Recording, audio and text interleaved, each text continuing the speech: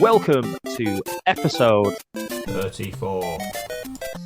I am joined, as always, with my unofficial, official co-host in Myles Smith. Good evening, Myles. Yo. As you can tell, we are a lively bunch today. And also joining us from Rambling About Wrestling, the better half of the duo, if you want to put that down. And yes, Jack, I did say that. Oof. Unlucky Jack. Come at me, bro. We are joined by Sam. Good evening. Hi. It's great to be here. Wrestling. This episode, we are looking back at what happened at Futureshock. Was it Super Futureshock? Super Futureshock. Because I didn't make a note of what the show name was called. So, we have a few matches and a lot of talking points. So, we will get straight into the show because a couple of us are tired and we work with children, as someone once famously said. So, match one, we start off with the Adrenaline title match, which was Tony Wright defending his championship against Teddy Ray in a first ever meeting between the two. So I will give you the notes first, and then we will get the reactions. So originally, the two shake hands to start the actual match. However, Teddy Ray does not want to let go of Tony's hand, so he's almost in a hand trap, if you like. Both men then show off their mat-based skills. Ray rolls up Tony and then gets in his face before he then has the better of the next portion of the contest with a little gentle flex, as he tends to do to the crowd. Wright soon returns the favor, folding Ray up like a pretzel, and mocks his opponent by flexing himself, a la Teddy Ray. Wright then stands over his opponent, almost as if you can do it, I can do the same. We get a very good technical match from that point, with continuous pin reversals from both, resulting in Ref Laura counting at least 8 separate pinfall attempts. This is a very back and forth contest, with neither man dominating this match whatsoever. Teddy Ray begins to stray the line a little bit, with Ref Laura getting very strict and Ray being a very apologetic and almost Father Jack-like, almost going, "I'm so sorry." Yes, there might be one or two Father Ted references. Wright then gets a couple of near falls. Ray then slaps Wright with a couple of flurry slaps. Tony responds. Ray dodges and attempts a 6-1 rat, as I'm calling it. We then get the bite spot from Teddy Ray. Finally hits the 6-1 rat. Attempts a top rope crossbody, which is reversed by Tony Wright. We then see him hitting sweet chin music, but is in no position to make the pinfall. Teddy then throws a punch and sees Tony clutching Ray's arm, does his own little bright spot, much to the joy of the crowd.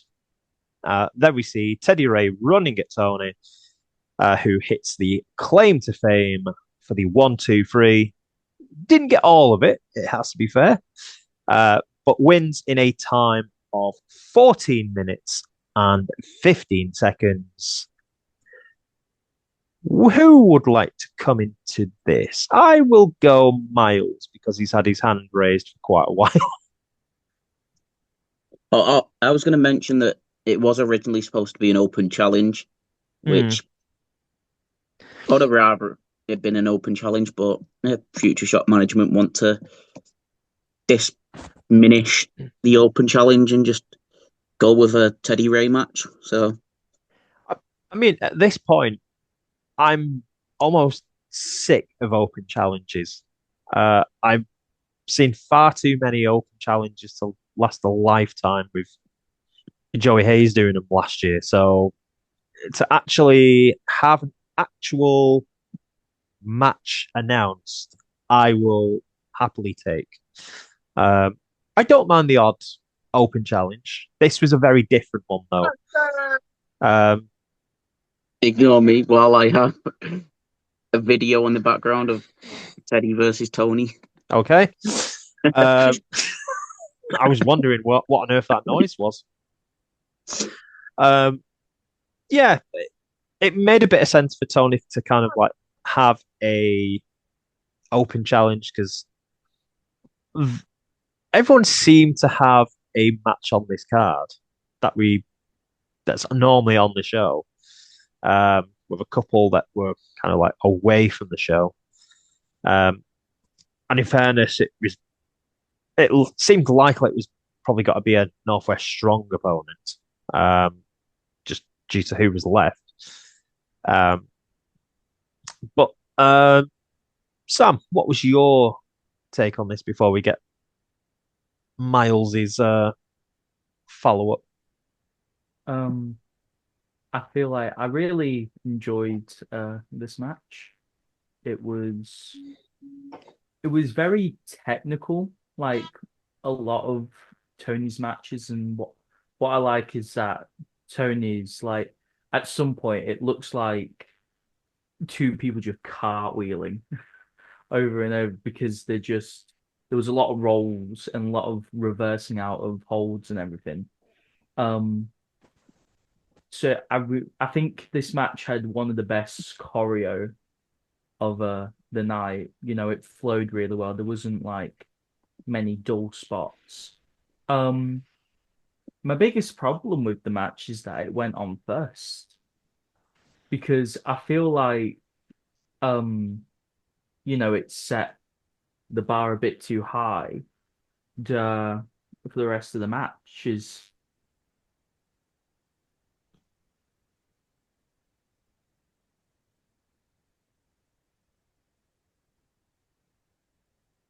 Yes. That's all I had to say. That's all he had to say. I just heard a little buzz and then kind of like nothing. I thought, are we waiting on? I'll jump in. Well, you was due to talk, Myles. So Yeah, I'll jump in now anyway. Overall, it was a really, really good opener. Probably the match of the show, in my opinion. Great technical wrestling, a lot of chain wrestling, quite a few pin attempts, really, really fast pace. What you expect for an adrenaline title match. Teddy Reay brought his A game. On a couple of occasions, it looked like Reay had Tony beaten. Considering it was a first time matchup, it felt like they've wrestled each other before. I think I have seen him wrestle kind of like more in like the performance center, from like clips in the past. On your point, Sam, about having this as an opener, I would say, as I think a few places now, of if you're not going to be the main event, you want to be the first match on. So I can understand why they put this on. And personally, I don't really have a problem with it, because you want to set the tone of how your show's going to go. And the way the last few have been at Futureshock, they have all been pretty much like banger matches on the last couple of months or so. So Last couple of months, it's all been Tony because I think Tony has opened the last couple shows, if I'm not mistaken. Uh, I will double check Yeah, that. Because Well, I know he opened with Gorgon at Test of the Faithfuls. I yeah, believe at the Union, yeah. he He's also opened a couple of shows. opened Attitude Era 2.0 against Proctor in the reverse count match. He also opened there. hmm, Um, so Tony has, in 2026 been opening the majority of Future Shock's events. I will say the match he had with Dr. Proctor was last November. So if we're looking off this year,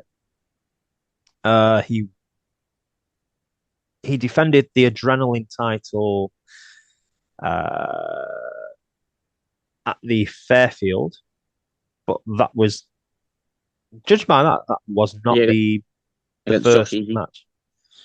Um, No, that was no, pretty. it was the penultimate match. The Oh, was first it? match was Pele, Proctor, Dukes, and Vesper. Oh, yeah. He wasn't at Lotto Thunder. Uh, Breaks Convention doesn't count. I realize a Future Shock show to me. Strike First was Lily and Melissa.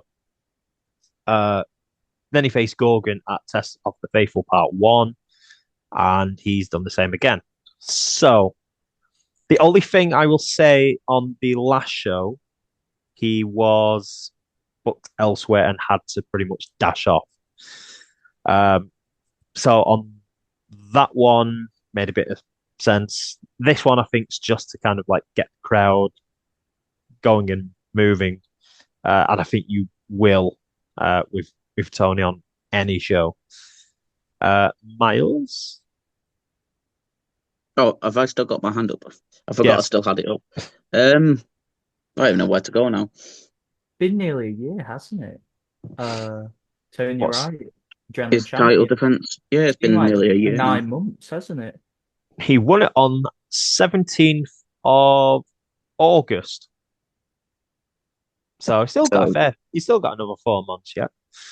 yeah, 241 days currently, the cage match says. nice. So here, let's see how far his reign goes.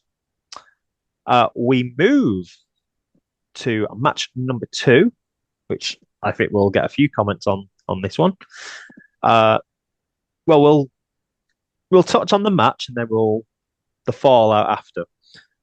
So it was a 4-way scramble with the Canadian legend Peter Cedar, Josh Easy, Aziz from the McCarthy Performance Centre, and Dr. Proctor.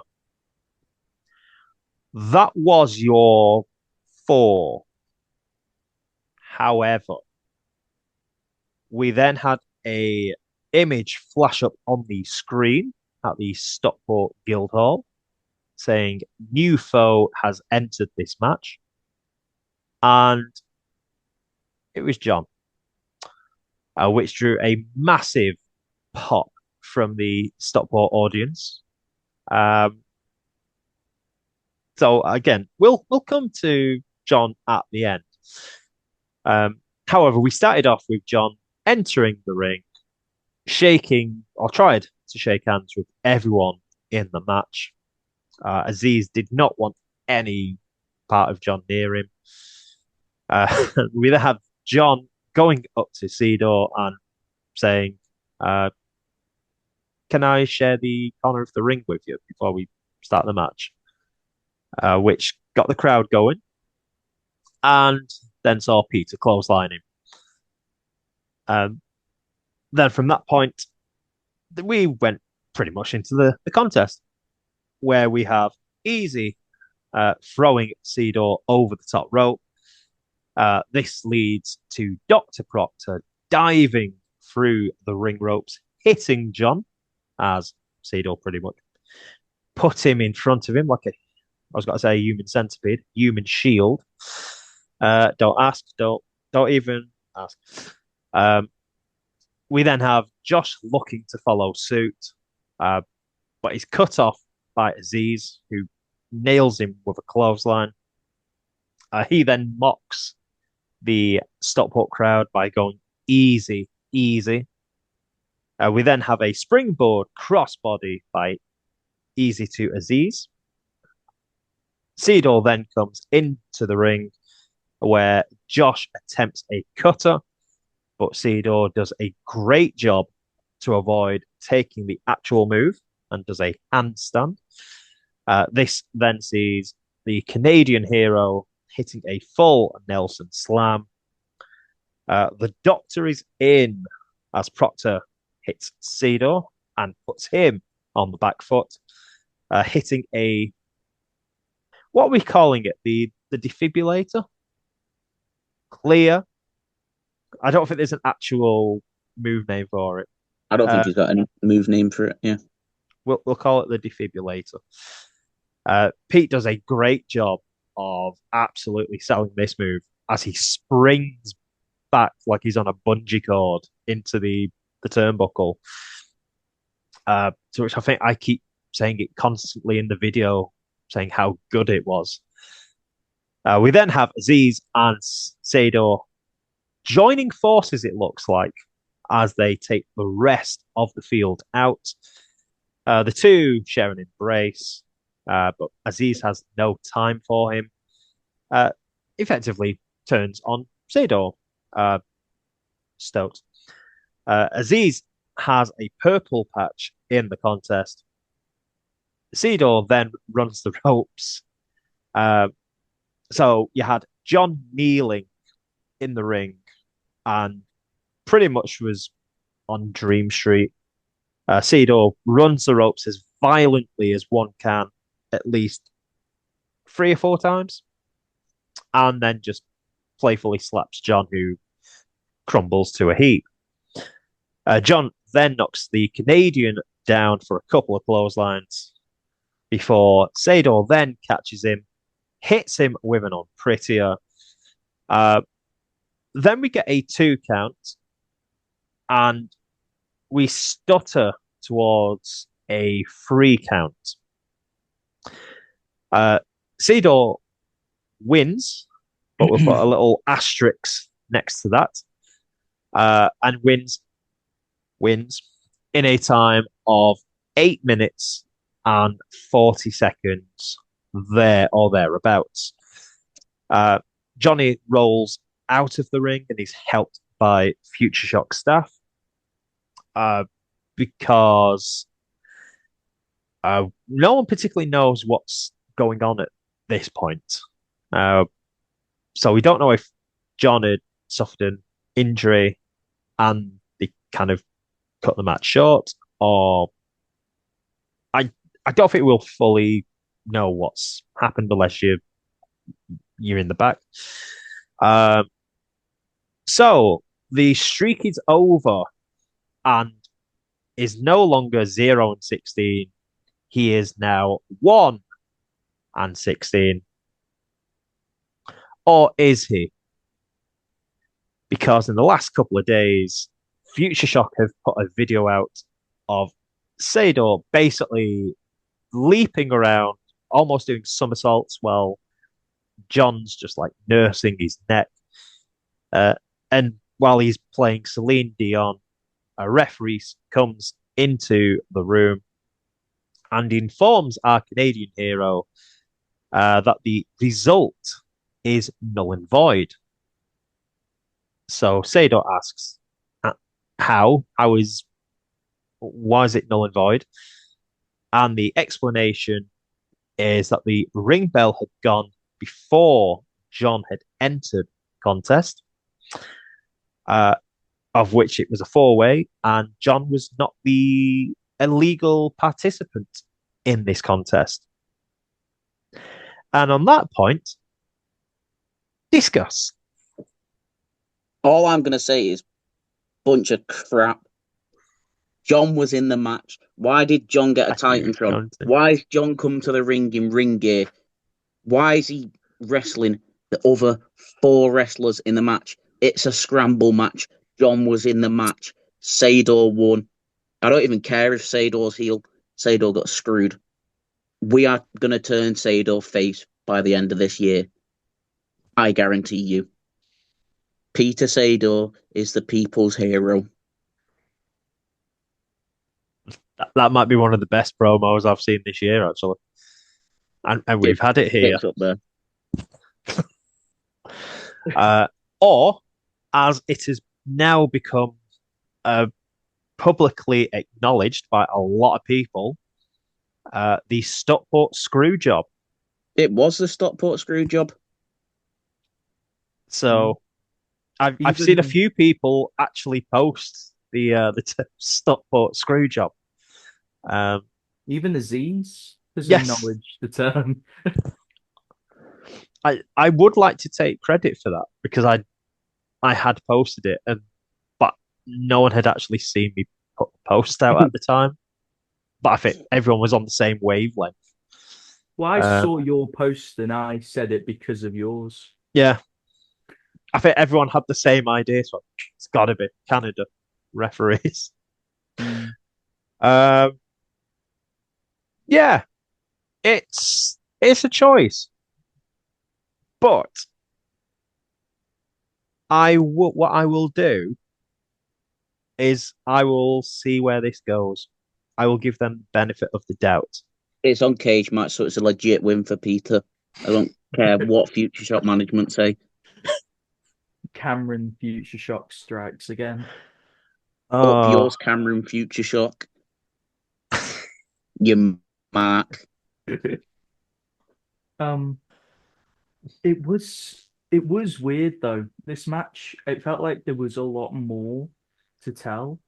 Like, because afterwards, Aziz posted out like, a video, like a fan edit of him and Eze, and they didn't really interact as much apart from that moment, when Aziz were chanting easy, easy, easy. So it feel like, because in the multi-man matches, they like to set up future things, like that's how the Nadjei and Horde feud started. That's how Pele, got into Lotto Thunder. They like setting up future storylines. So I feel like that was one, especially because we've had Easy, team up with enemies of the McCarthy PC, and I feel like they didn't get to properly tell that. Another thing I want to point out, don't they just like putting Proctor in matches where he's not part of the storyline? Because it happened in the four-way a couple with Pele, and it happened in that Nadjei match where Proctor's just there, and it's like in between when he's just coming out of storylines because he's just finished Slambulance and the PC, and now he's just been put in a random Scramble match. It loves a Scramble match, that lad. That's how you can look at it. I am wondering if they're going to do something with John and Sador moving forward, possibly. Because I think possibly they may go that way. Again, it depends whether how the match, if that was how it was supposed to finish, or if it was just a mistiming, which can happen. But we were discussing on Monday about the crowd a couple of times got took out of the show a couple of times, and this was one of them. But this was more confusion compared to one match we'll speak about later on. But yeah, there's a lot we still kind of like don't know what fully happened. Maybe this was the plan all along, and it's just not gone to plan. Again, as I say, based on the last couple of months, I am happy to see if they can move this somehow.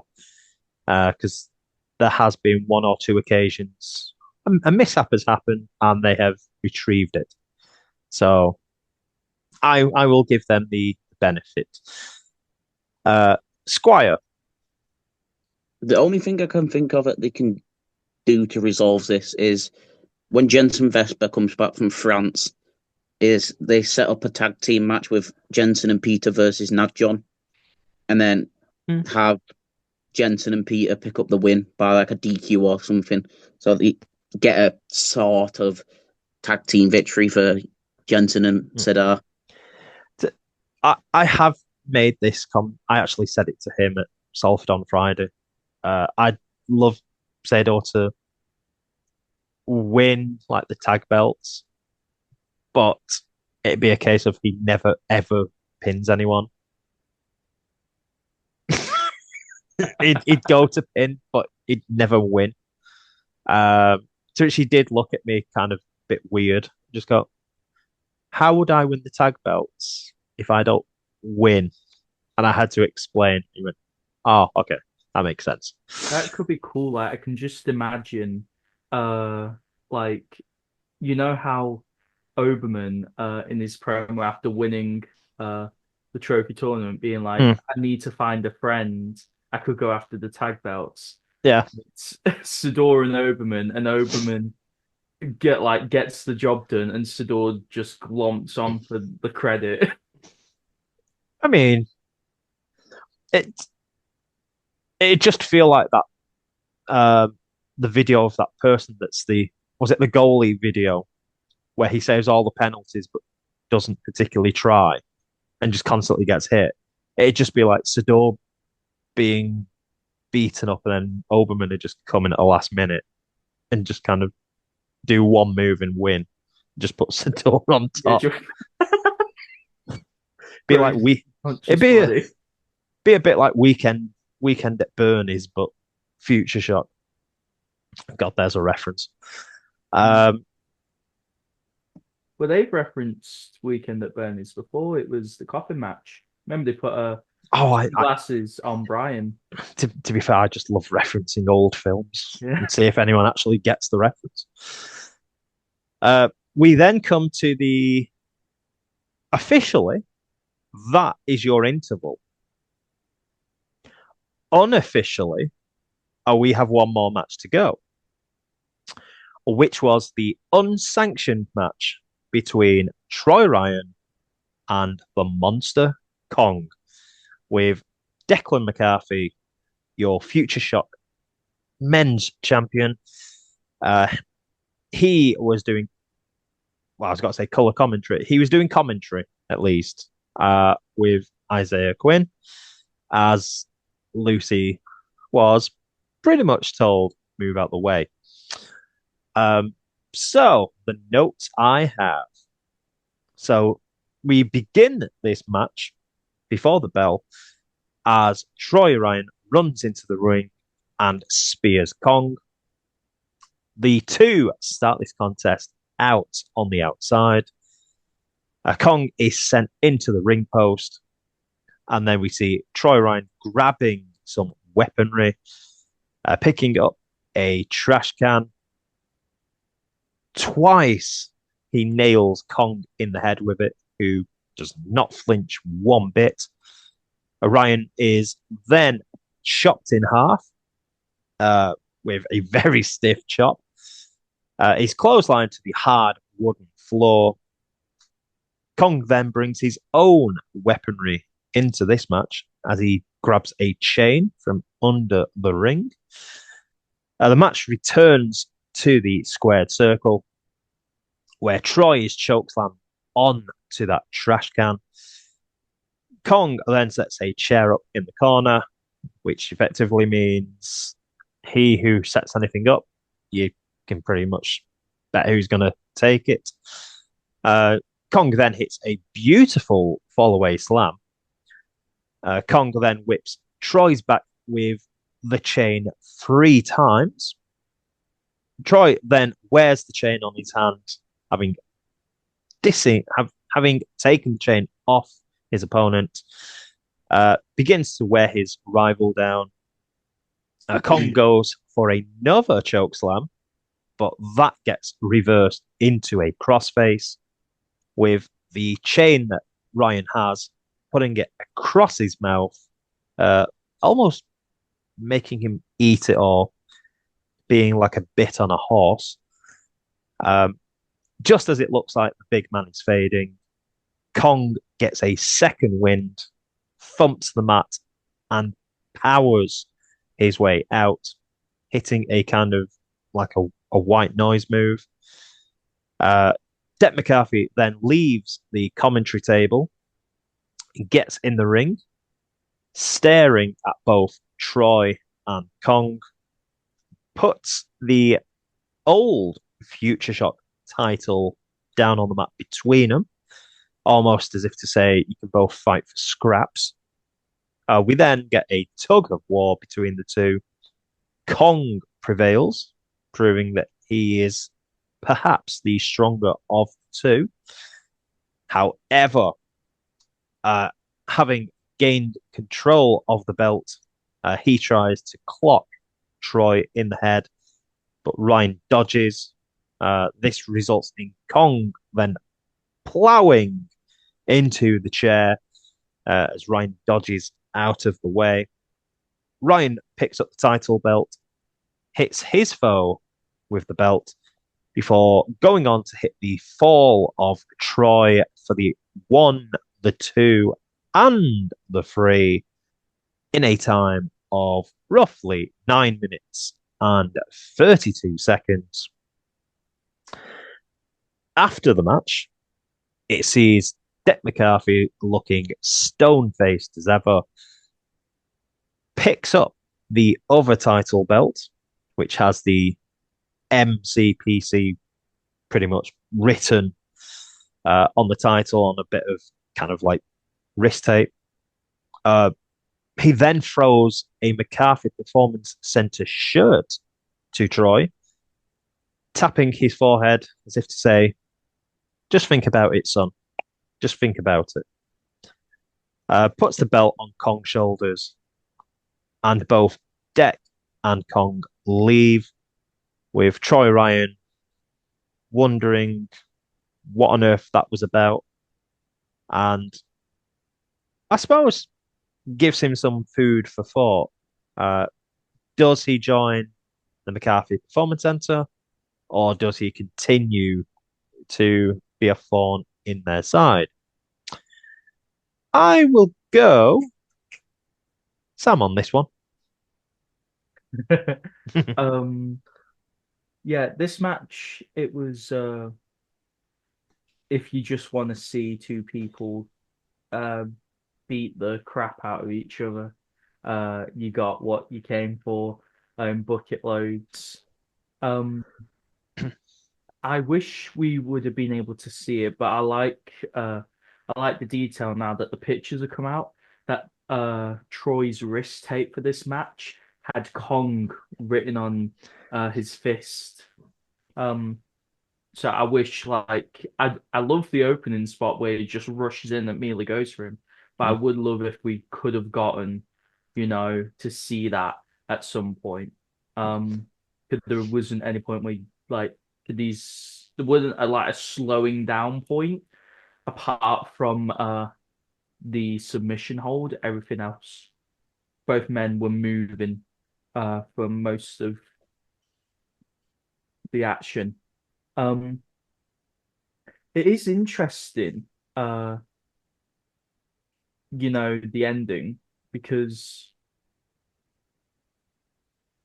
originally I thought, oh, if Kong loses, Deck's gonna, do his punishment, pain as a lesson. But the McCarthy PC, people keep losing, but there's no punishments. It just reminds me of Mr. Burns from The Simpsons, where he constantly says that he'll pierce the dagger through the heart, and then he never does. I will say two things.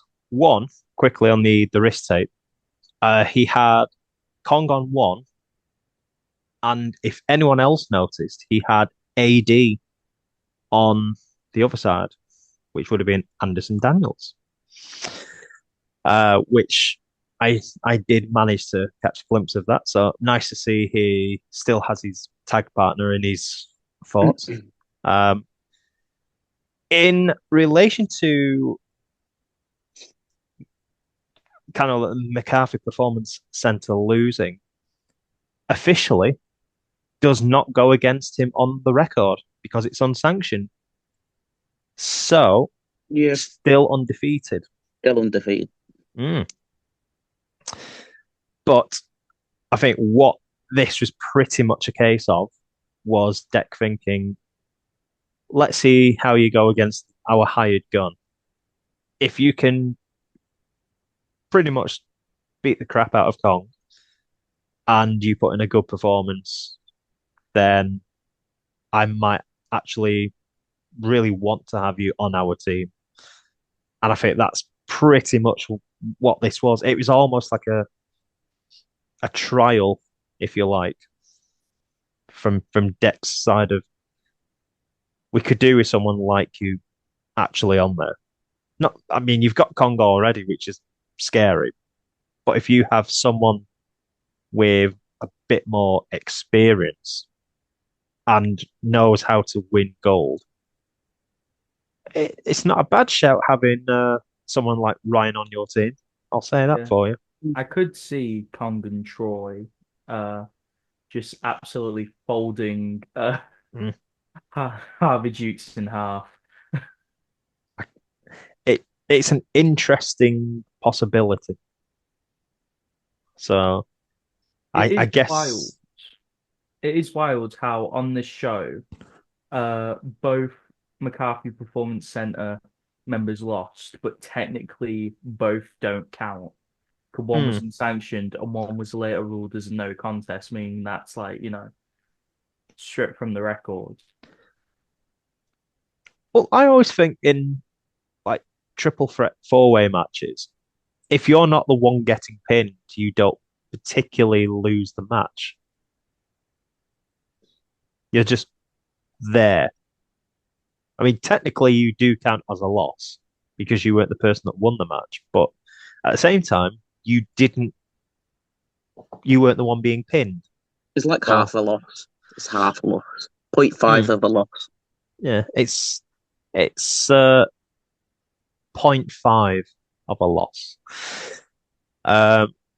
Myles, what was your view on this contest? Because I don't think I've asked you yet. I thought it was a good little brawl. Nice to see Troy in a more violent match, getting to see the dangerous side of Troy using weapons, getting physical with the big man Kong. Really enjoyed the chain spots. I thought, yes, that looks sick. The one spot I'll pick up from the match, because Troy put it on his socials, that clothesline he took on the outside. right in front of us. What a bump. You could hear it. Like the thud of that floor when Troy's back landed on that floor. It was just like an earthquake. It was a case of Lindsay that I was sat with, and she went, "I wouldn't have took that bump. Not on that wooden floor." Surprised it didn't crack the floor. Yes, it that much humanity hitting that wooden floor. It wouldn't be the first thing Troy's broke. Okay. But it's the one thing that I find interesting with shows at times is when I am with Lindsay, who has trained at times, is when she will mention something to me. And it's always interesting to kind of find the wrestling of a trainee view on things compared to someone that just pretty much just talks about it instead of actually doing anything. Mainly because I'm too old and I'm already wrecked as it is. We then actually came to the interval. Troy Ryan did the photos, and then we came back with this is one that's going to get some comments as well. Solomon versus Nadjei. Notes. Uh, as the bell rings, Solomon rushes at Nadjei. Both hit some early offense and is actually a very quick opening few minutes between the two. Nadjei using his speed, Solomon using his raw power. We then get a second, or a couple of seconds at least, of Gorgon coming on the screen. We'll talk about that in a couple of minutes. We then have a masked man coming out in a horde mask, and it was not Sam, because we actually saw him sat next to Myles, so we knew it wasn't him. Probably one of 3 people that actually owns a horde mask. Again, other than Myles and a little kid. So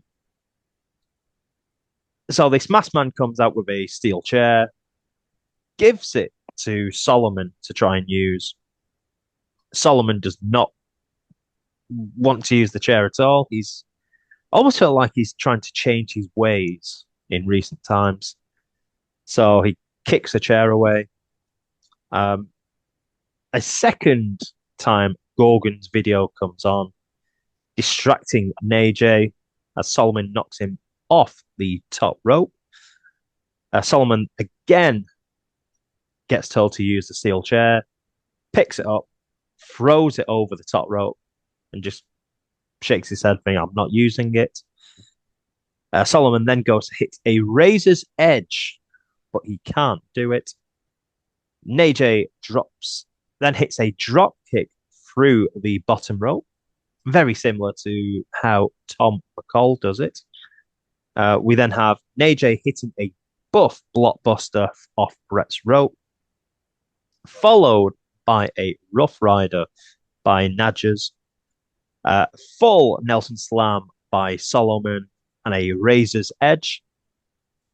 We then get another clip of Gorgon with this going on another 6 or 7 times, with him basically just going Solomon, Solomon, Solomon. Ends up with Solomon picking up the chair and whacking Nadjei in the back to get disqualified in a time of 11 minutes and 19 seconds. I will give my take. However, I will let the 2 lads discuss this. So I will go with you, Myles. I'll jump on this. So overall, it was like a fairly decent match between the two, but the booking of what was going on with Gorgon just made no sense. The crowd were not behind that at all. They just did not know what was going on. And you seen Solomon and Nadjei mid-match, like they looked confused. Like after like the third time, they just looked confused. They did not know what to do with the Gorgon interference. It just did not seem to fit with a match. And the masked horde member as well, I'm gonna say new masked horde member. It just seems like they're always getting new people for the horde. Like literally every show, there's always a new guy in a horde mask showing up out of nowhere. And I'm just like, you've done it a bit too many times now where you get some new person in a horde mask. And I think we figured out who it might be. Potentially. I said Aaron Shaw because of the tattoo. So, but it's like, I don't care. I just don't care for it. It was a good match ruined by poor booking, in my opinion. Sam? I echo Myles's sentiments there. Granted, I watched the match through a horde mask, so I So while you were recapping it, I was like, I didn't realize that Nadjei ever hit a drop kick in this match. Um, and then yeah, I feel like the idea is solid, but I feel like it should have been done like once. Hmm. To say the match plays out as normal, we have the whole member, trying to interfere. Like Nadjei goes to the top rope looking for the finish, and then it happens, and Nadjei's looking right at, the screen. I feel like if it happens once like that, and then Solomon capitalizes, I feel like that's all you needed to get the point across that Gorgon is still messing with Nadjei's head. Um, and it's like this feud has been going on for half a year already, and I don't actually think these, like, correct me if I'm wrong, but I don't think they've had an actual one-on-one match yet. There's always been some shenanigans, or it's been a tag match, or he's faced like different members of the Horde. And the last thing to comment on what Myles said, Gorgon has already made an Instagram story saying that the next show, which the whole gimmick is like the newcomers versus the old guard. He on his story he just posted a new Horde member like drive applicants wanted. It's like more Horde members. The tag team of Haley Cooling and Seraph is already called New Horde. Horde version 3. Um, and there's actually 4 people with Horde masks because a second kid bought one at the end of this show. So there's 2 kids, me and Myles. Those so there's 4 Horde masks that exist now in the crowd. So it could be you or Miles that's joining the Horde then. I've not got a Horde mask. I don't even. I'll buy one if you want me to. Yeah, everyone buy Horde masks. We all stand up during like Gorgon's entrance and just pretend to be in the Horde. I don't want to be in the Horde.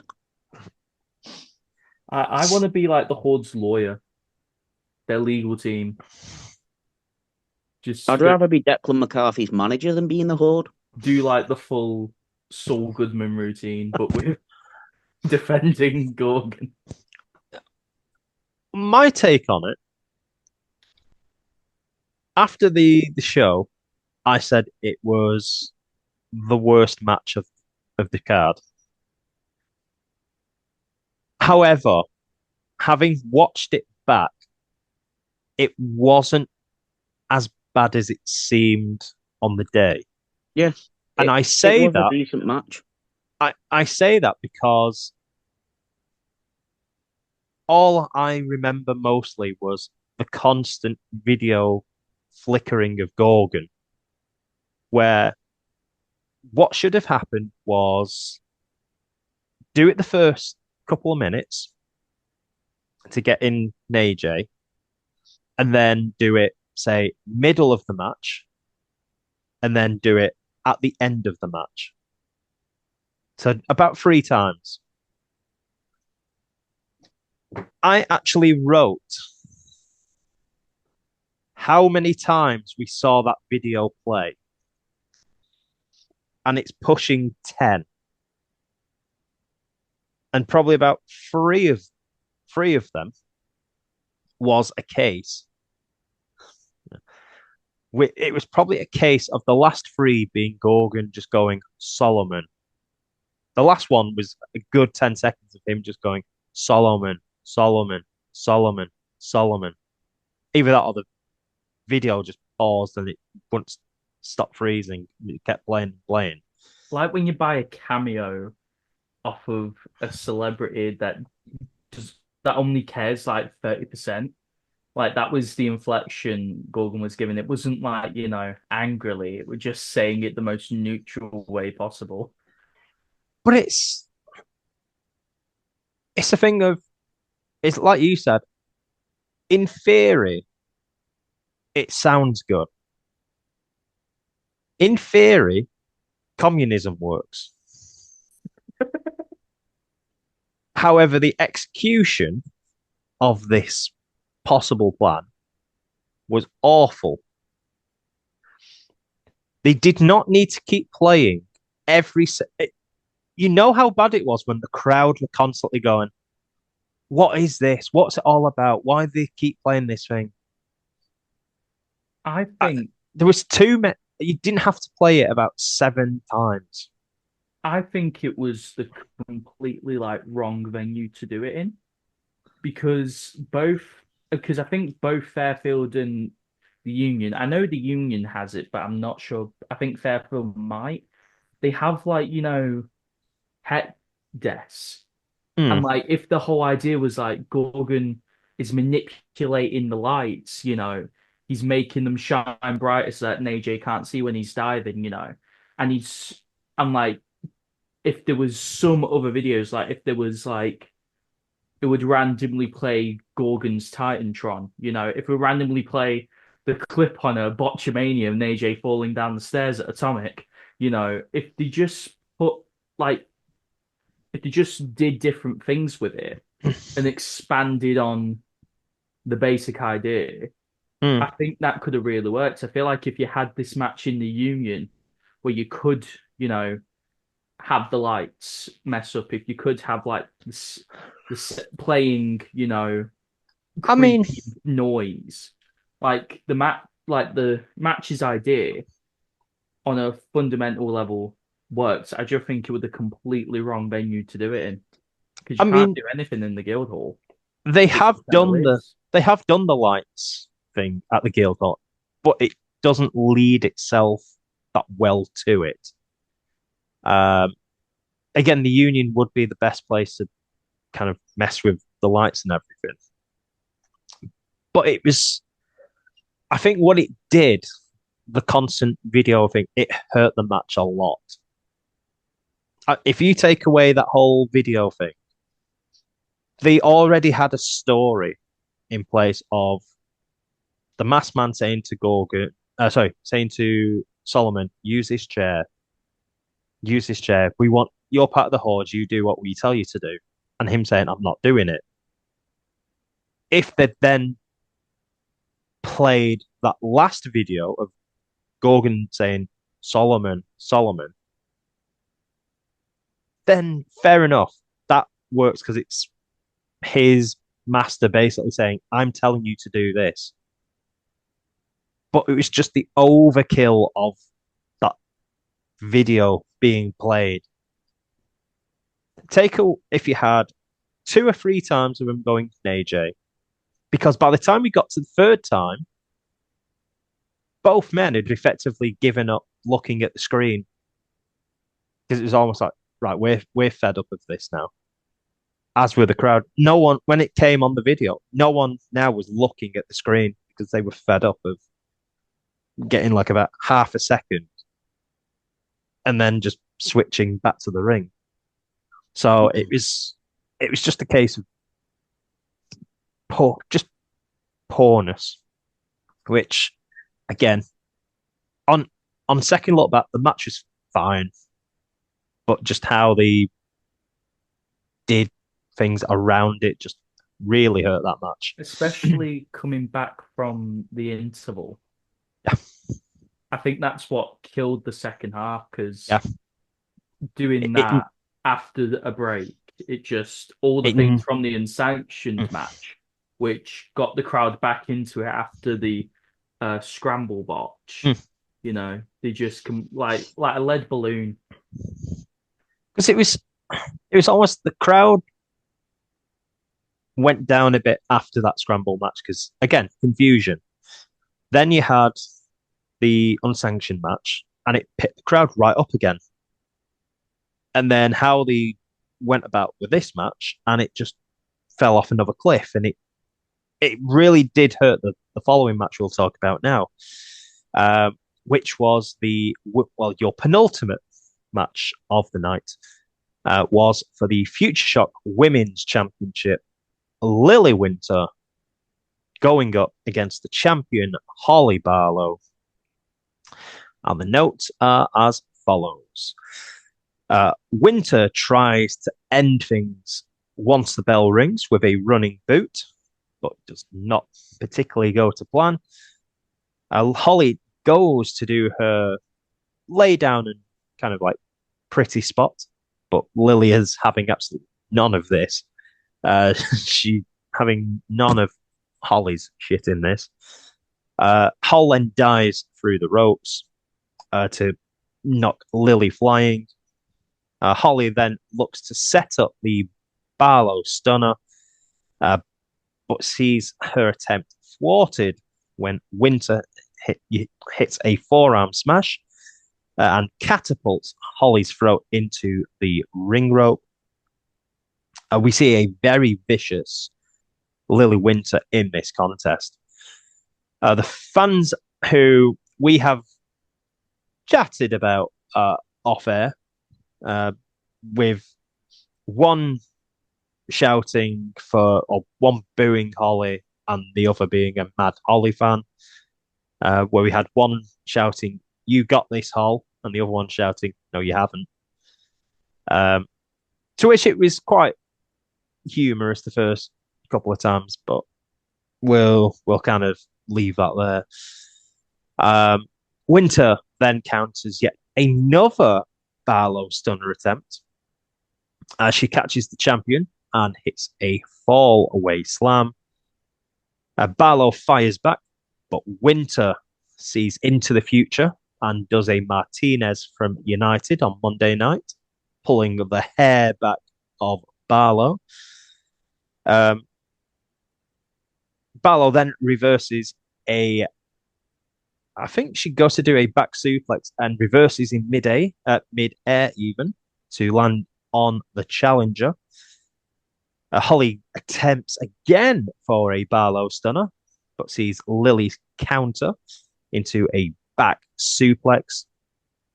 We have the champion then fires back, soon lands a beautiful code breaker, which draws a near fall. Lily hits a kind of jawbreaker / stunner as Hollie's on the top rope and Lily is on the ring apron and kind of just falls to her backside on the ring apron, pulling her head down. Winter then hits a running power bomb when she gets back in and draws a very long 2 count. Hollie tries again to hit the Barlow stun and cannot do it. Lily reverses a move and at the count of 2 has the ropes tantalizingly in front of her and grabs it, where if she hadn't grabbed it, we would probably now be sat here with a new champion as the referee caught her. Winter then goes to the turnbuckle pad again, rips it off, tries to act all innocent, despite the fact we can clearly see it's in her hand, tries to cover it up, telling Liam, "I haven't got it, I haven't got it," and then dumps it to the outside. We then have Hollie hitting a Death Valley driver, followed by a elbow drop, both of which draw 2 counts. Lily avoids another Barlow stunner attempt, hits the frostbite for 2. Winter comes rushing in at Hollie, who sidesteps, and Lily hits the exposed ring turnbuckle, and finally sees Hollie hitting the Barlow stunner for probably the 6th or 7th attempt in this contest, and makes a 6th successful title defense of her title in a time of 8 minutes and 16 seconds. Sam, I come to you first, and then Myles. This match, it's hard to say because I think the main problem that I've had with Hollie's title reign is that it's repetitive a lot. Because this is, I believe, the 3rd one-on-one match between Lily and Hollie, and then they also had a match with Lucy Sky in a triple threat. Um, so I believe that's half of Hollie's defenses because I think the first match is when Hollie won the title off of Lily. So out of the matches Hollie's had with the title, the majority of them have been against Lily Wint in some fashion, and this was definitely the weakest. I do think, the crowd's, state did have something to tie into that because everyone just wanted to see, some uh oh my God wrestling, and then to have a match that we have been seeing constantly for nearly a whole year that, you know, sort of sunk the ship for this show into the water, I feel like. Um, I have in my notes here, I rated all of the matches out of 10. This by far got the lowest one for me. The only one to drop uh into below 5 out of 10 because when I were trying to recall what had happened, the only spot I can remember is the turnbuckle spot. And we had just seen uh pretty much near enough the same spot in the unsanctioned match with Kong in the chair. But it's like they set it up, then they go through it after they run directly at their opponent. Um, so yeah, and both of them they can do a much better match. I know it's a different episode that you're gonna do, but the next night they proved that they can have a much better back and forth at catch. So I know it's not on, them as chemistry because they do have chemistry. It was just not the night.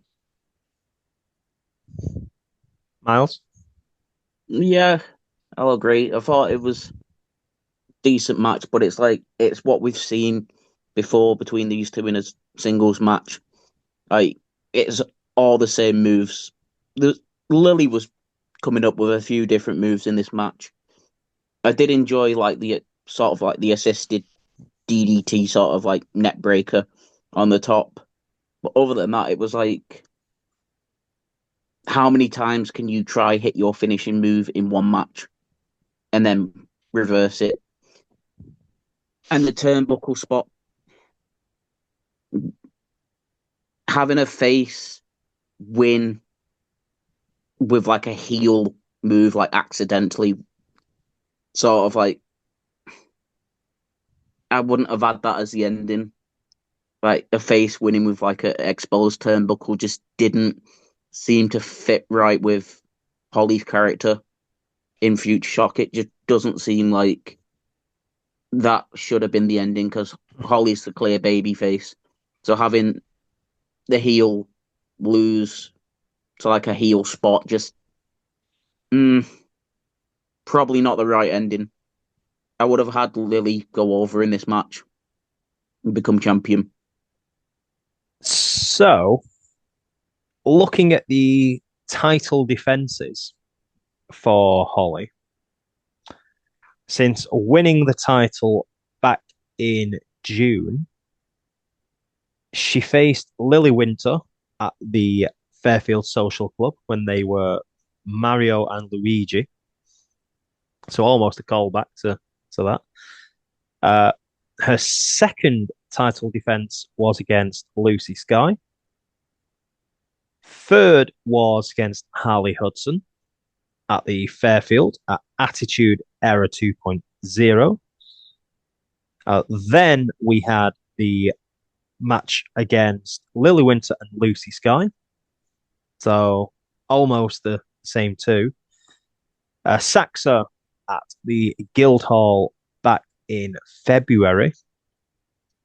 And then you had Winter for the third time on Sunday. It does it does feel a case at the moment of it's going to how it was last year and a couple of months ago, where it seems to be the same people either challenging or there's not much of a variety in terms of like female talent challenging. It seems to be the same ones where I'll have to double check this. Just looking for Lily Winter's kind of reversal. Oh, sorry. If you look at, I'm looking now at Lily Winter. Her title defenses were against Helen Charlotte Campbell, Lucy Sky, Violet Knight, Lana Austin, Lizzie Evo, Eve Bateman, and then lost the title to Hollie. So effectively, different challengers all the way till, well, even winning the title off Ali Hudson. So effectively, she had 8 different matches, whereas Hollie's reign has been the same ones against Lucy, or it's been Lily. Uh, Again, it could depend on availability. If people can kind of like make it to the Northwest, I don't know. Um, it just feels like they're going back again in the old ways of they don't have many different female challengers, which is disappointing and feels very much of why I was so angry with like the Hayes title reign, where there was nothing at all, just no ever like storylines. And to be fair, I don't think we've actually had a storyline with Hollie as champion, unless I'm Nope. No, unless I I'm don't wrong. recall anything. Because every other the adrenaline title you had Oberman, but you always had kind of like Wright was chasing, or you'd have like little kind of things that went off. The men's, I've said this before, up until McCarthy winning, who I think has done a brilliant job since winning it. The last decent kind of champion you had was probably Blazer in terms of like the men's champion. And that was 2023, wasn't it? Mm, probably up to 20, would have been the end of 2024. Because you had Oberman who had won the tournament and was going to face Blazer. So you had a bit of a storyline at least. Then you had Egan who put his career on the line to face Blazer. So you have a bit of a storyline there. Then you had Riley who won the title at the anniversary show, I believe. And then Riley won the title, and what should have effectively been like the rocket on his back and propelled Riley up there, because he was one of the best kind of like heels Futureshock had. No idea what's gone on there. Where And is Connor Patrick Riley? The last we heard of him was when he hired the meat wagon. Yeah. Using fake money, and then he just disappeared. Disappeared. Where's he getting booked now? Salford's used him a lot. So he's one of their. He's not the big heel, but he's one of their main kind of like heels at the moment. But again, the men's title suffered a lot, and now it's finally getting back on track with Deku's doing different things, and it's actually interesting, and it makes you think, right, I can't wait till the next show because I want to know how this is going to go. I do like how with Declan, His he's gone about it in a different way where it isn't stories about the title like that in the best way possible. The title's an afterthought in the stories Mm. because it's mainly about him looking for respect in a way. Yeah. Because like in just the 4 months he's had it, he's had storylines with Slam, Proctor, McGinney Troy Ryan, Lally. going into it. Yeah. That they had a story there about that, which is mad that the only storyline Hollie has had, apart from the one promo with Lucy Sky, where the name dropped to the nickname, Yeah. the crowd have come up for him. Hollie's only storyline since winning the title has been with Declan McCarthy and feuding about should Future Shock be silly or serious. Well, the last, I'm trying to think of the last big women's storyline was probably Hollie going for the number one contendership when she beat Lizzie Evo. That's probably the main storyline I can think of from the women's perspective. Yet Hollie returning like Before that, in early yeah, 2025.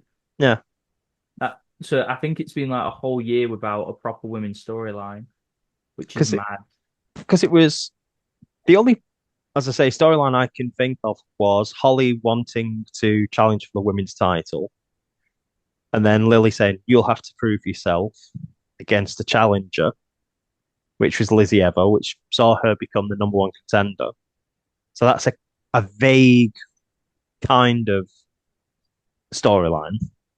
And then before that was Hollie and Lana, when Hollie returned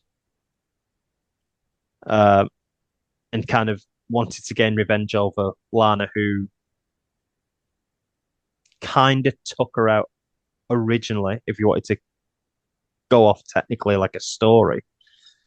And then before that was Leah Raven and Lana Austin, which saw their culmination of their 2 out of 3 falls match, which is a couple of years ago.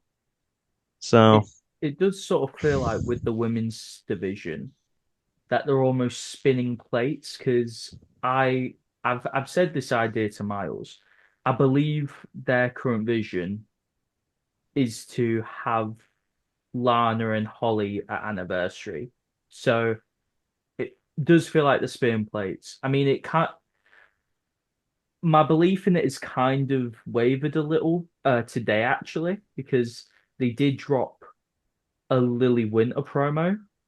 Uh, Problem is, I couldn't hear some of it because it wasn't the Lily best Lily acoustic wise. turns away from the mic It during wasn't half even of it. it wasn't even that. It was the fact that it's in a big, massive room. And if you're shouting in a big, massive room, it's going to reverberate. And you couldn't understand. So it might have been better to have not done it in a big room.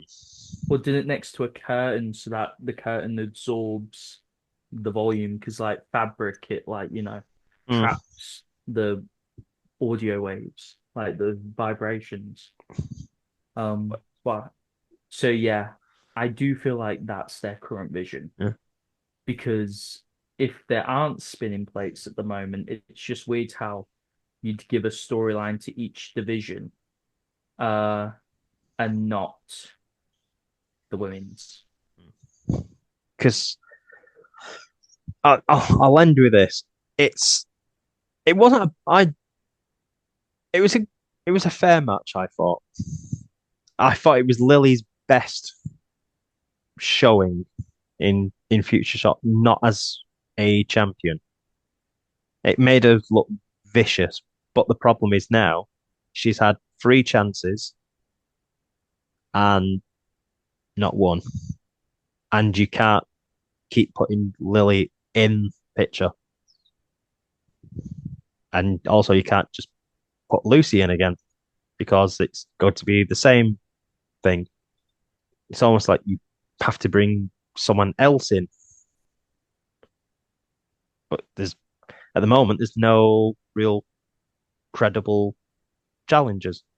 So, I mean, there's one name I can think of, which I've already mentioned, but whether they return, we don't know.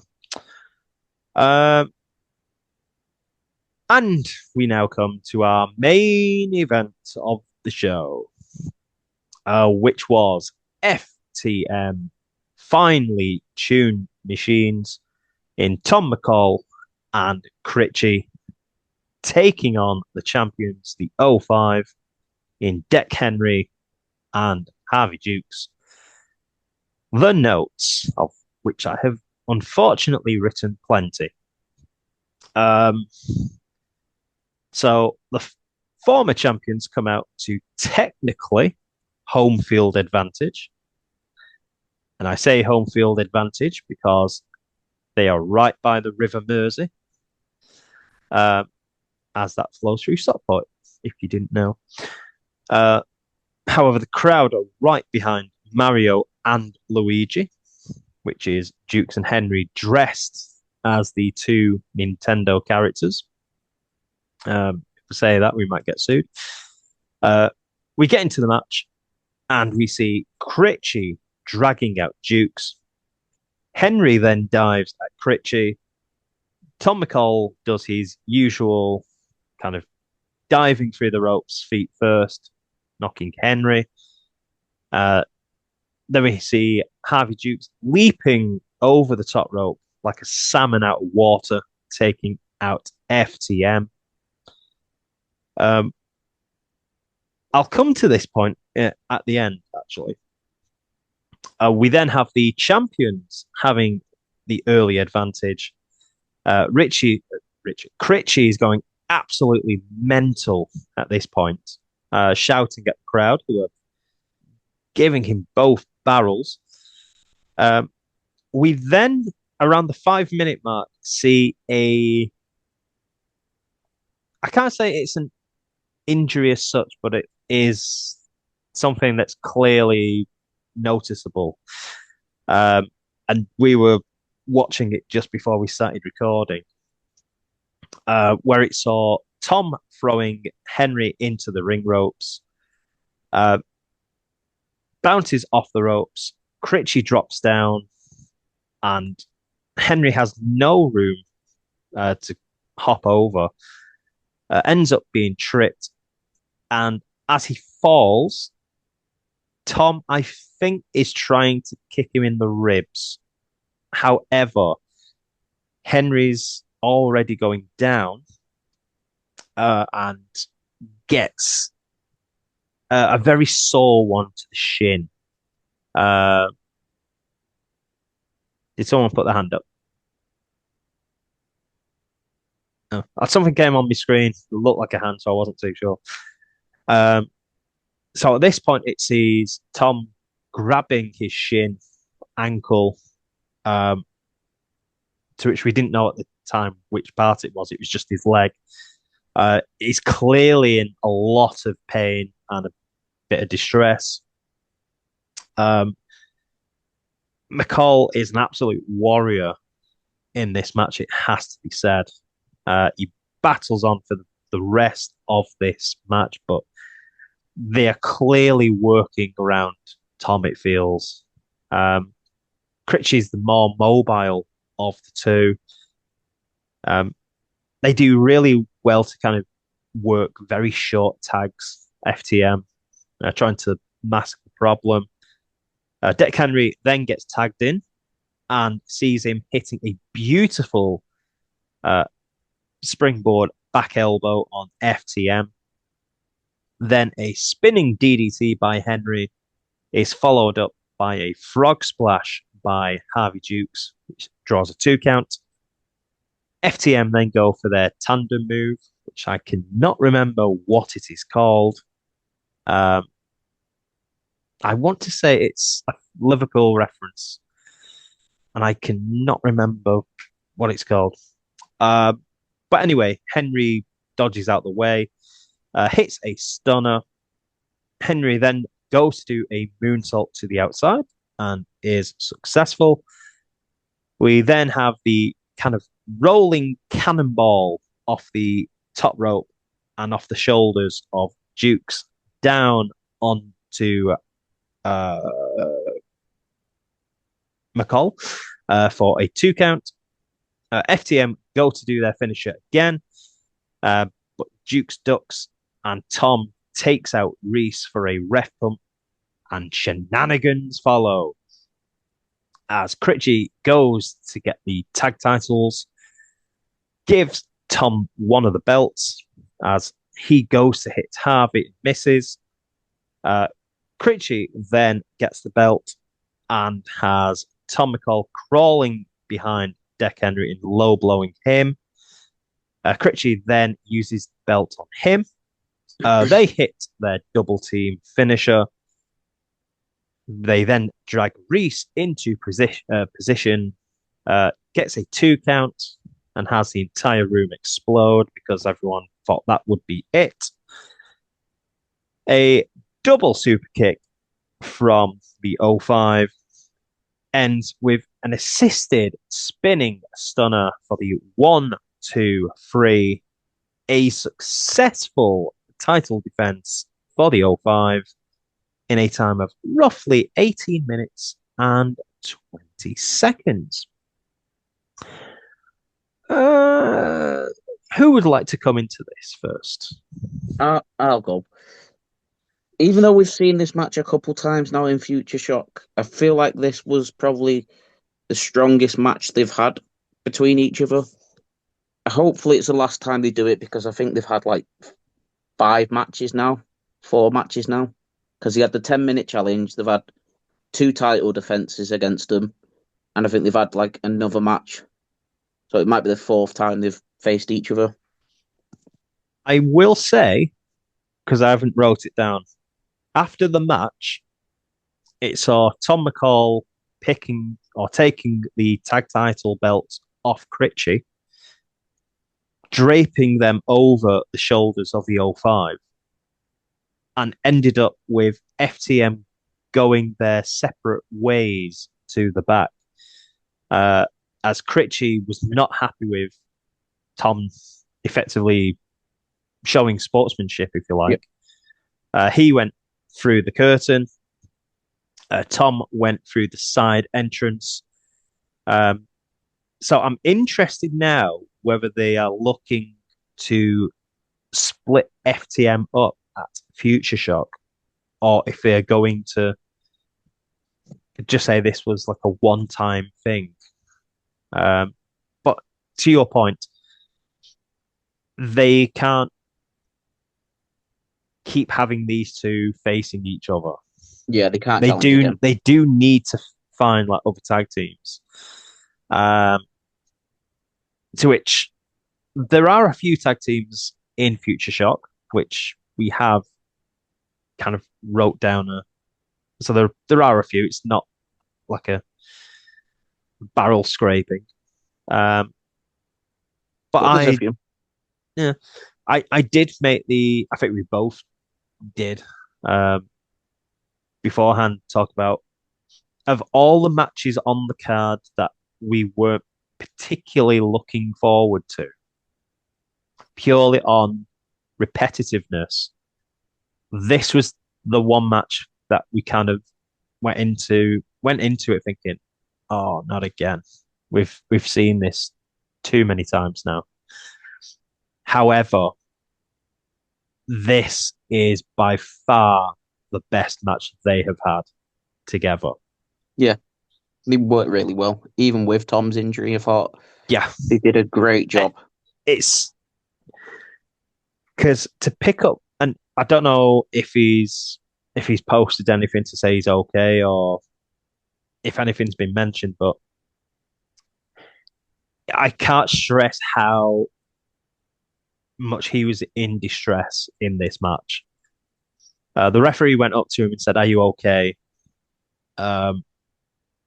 I think he said he wasn't that good, but he could still go, which effectively seems to be the wrestling mind of as long as you're still able to draw breath, you can carry on. And he powered on in this contest. And the amount of abuse that one leg took, when it might have been a better option to try and use like the other leg for moves, it always seemed to be the injured one. And then right at the end, leaping off the top rope to avoid the O5 and coming down on that leg was not the brightest of moves, it has to be said. Um, but I've got to give massive credit to Tom and effectively everyone in this match to that worked around it, because even with the injury, they did a superb job. Um, and if anything, it might have been a blessing in disguise, if that's a weird thing to say, but it could have been. Yeah. Samuel. Yeah. So, I really liked this match, as you've said, even with the injury, I do think it's their best. I did, while you was going over, your thoughts, I did look on Cage Match. In any competitions, Hmm. the O5 and FTM have met 9 times, but only 5 have been straight tag matches. The other Hmm. 4 have been multi-man, either four-way matches or general teams facing each other. So yeah, I do think it is time. And Tom McCall, he hasn't said the post, but 3 hours ago, on Instagram, it was announced at uh the the Liverpool Irish Centre this Saturday. He Hmm. will be fighting Deck Henry in a singles match at Crack. Is that how you pronounce it? Down.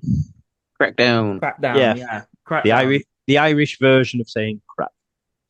Father Yeah. crack. So it seems like he will be fine because I doubt who they would have announced he'd be wrestling this Saturday if he wasn't. Hmm. So I believe it was just a pulled muscle, but that's good. But yeah, it's kind of funny that they're meeting on singles after just uh facing each other, especially because I think it was Deck Henry Yeah, who it was Henry that hurt him. ran into poor Tom. Um, Yeah. but yeah, So once on the topic of other teams, uh I'd just like to remind people, Mind the Glaze have still not got their they're number title one match they contenders. earned beating the O5. They beat the current champions and still haven't got their title match. I don't Uh, think they're coming I'm back. I think it was a one and done. I'm still adamant that they should do some tag tournament because they have enough teams. Like they've got the Hordes, Slambulance, the Tevlins, uh, Conganese, Jensen and Sador. uh, Gen Hmm. Jensen Store, the Zuberweights could come back. Gen 1, there's the story with if they lose another Yeah. match.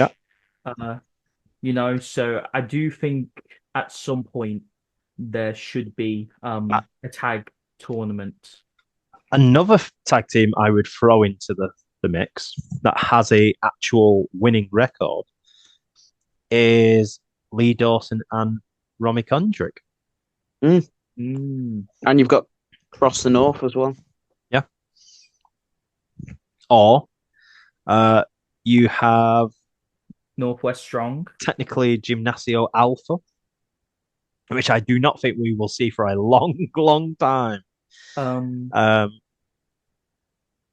just looking you've also else. got Oh, Shredded Nadjei. Meat. John. John. Not John, yeah. Yeah. Um, the models, if they can put their differences to one side, Can they coexist? yeah, be an interesting But yeah, it way does to feel go. like after this show, we are going to see a fresh rivalry for the O5. I do believe will probably be Northwest Strong because they're like the biggest heels apart from the McCarthy PC. Mm. Meals. I enjoyed really Critchy in this match. With the first chant of the match, the finely tuned Muppets, I really enjoyed annoying Critchy. And then chanting Everton, even Yes, though I I was support Liverpool, I it was was going just to come to really, that. really funny. Just getting into Critchy's head and just annoying him. Payback for all the times he's annoyed me, just It being was Critchy. it was the case of it was the most ran. I completely forgot where I was because the amount of times we had Everton chants, I thought Oberman had piped in like Everton chants into like the Guildhall. It's like I know like Everton's ground is now the new quiz question of which football ground is nearest the Mersey, and instead of Stockport, it's now Everton. I know the River Mersey is nearby to the Guildhall, and maybe that's why Everton chants was starting up. But there was one particular moment in that match which was I'd made reference to it of when McCall suffers his kind of like knock to his leg. You have the injury and then McCall clutching his leg in absolute agony, pain etched on his face, and a kid on the end of the row is quite loudly on my video clip shouting up the toffees. I mean, it's not the most appropriate time to actually come out with an Everton chant when someone's injured. I was saying that Lindsay did enjoy having so many Everton chants uh, because she isn't Evertonian. So she it's one of the rare times I think she's actually joined in with a chant. Um, but yeah, it was very bizarre to hear so many Everton chants. I just did it because it was funny. Yeah. I don't even like Everton. It's just funny just to annoy Critchy. But I mean, I've been to a fair few Liverpool shows now, and I've never heard Everton chants. Even no one's badmouthed like Oberman if he's come out in an Everton top. I think I've heard. Manchester. I think I've heard far more Everton references at Futureshock than like on a Liverpool show. To which there was one title defense that I seem to recall Oberman having. And I think it was at the time when Everton was above United in the table. And they'd announced Oberman from Liverpool. And I think it was Greenwood that was doing the announcing at the time. And he stopped him. And then he asked him to reintroduce him. And he said, from Everton. Oh, and yeah, kind of like that. just put his thumb up with a big massive smile looking up at like where all the wrestlers were. And it didn't draw a boo. When it was Liverpool, it was a boo. And when it was Everton, just like, okay. The enemy of my enemy is my friend. Just so weird. But, well, that's what happens at Futureshock. Yeah. You never know what to expect on a Futureshock show, which is kind of one of the reasons we go. Yeah. Has anyone got any other thoughts while I try and find the next Futureshock show? I enjoyed the post-match stuff between Critchy and Tom. I feel like they need to split FTM up now in Futureshock. After the long tag reign. Yeah. It's been a while. They've been tagging for a while in Futureshock. I feel like if they split them together, then that gives them the opportunity to bring the third member of FTM in, Liam Carr, and then sort of have Critchy and Liam as heel, and then Tom as face, and then you can sort of like add a few different matches to that. You could start off with like a handicap match. You could have Critchy and Liam versus Tom in like a handicap match, and then have Critchy and Liam go over Tom, and then maybe go into like a tag match where Tom finds a new friend in Futureshock, sort of he goes looking for a new tag team partner, and then have him tag with Josh Easy because Josh is another fellow Scouser. Josh is facing Futureshock, so then you can have Tom and Josh against Critchy and Liam, which will make for some pretty interesting matches, I feel like.